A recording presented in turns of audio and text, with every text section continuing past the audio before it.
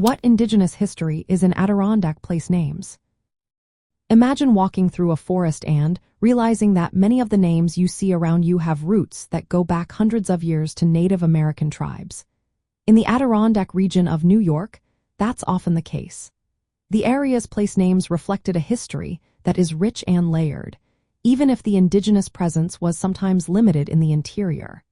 The name Adirondacks itself comes from a Native American word, though its exact meaning is debated. Some believe it means bark eaters, referring to a tribe that lived nearby, while others think it might mean they who eat trees. Early European settlers called the region Couchsacridge, which translates to dismal wilderness or winter habitat, a term from Native American language that described the harsh environment. Most of the indigenous groups in New York, like the Iroquois and the Algonquin, didn't venture deep into the Adirondack interior very often. Because of that, many places didn't keep their original native names or had them replaced over time. Still, some natural features and mountains retain their native roots. For example, the names of some mountains in the High Peaks region come directly from Native American words. Mount Seward was once called Okarla, meaning the Great Eye, which might refer to a mountain's shape or spiritual significance. Mount McIntyre was known as Henoga, translating to home of thunder, perhaps because of the sounds heard during storms.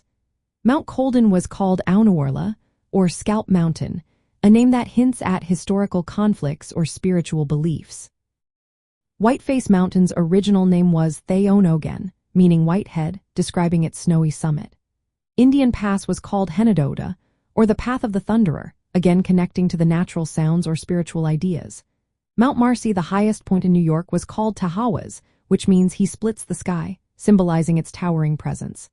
Lake Colden was named Tawistas, meaning the mountain cup, likely referencing its shape or significance in native stories.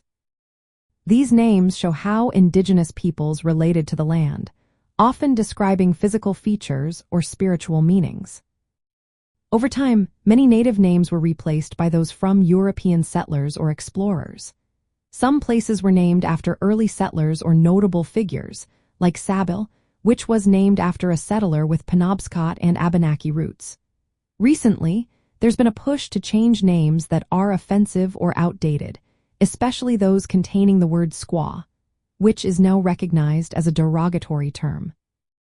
Efforts are underway to rename these places to honor indigenous heritage and respect their history. Knowing the origins of place names in the Adirondacks helps us see the deep cultural and natural history of the region. It connects us to the Native American stories and traditions that shaped the landscape long before modern times. When you hike through the Adirondack Park or explore the Thousand Islands, recognizing these names adds a new layer of meaning to your adventure. It's a way to honor the original peoples and understand how they saw and related to this beautiful part of New York.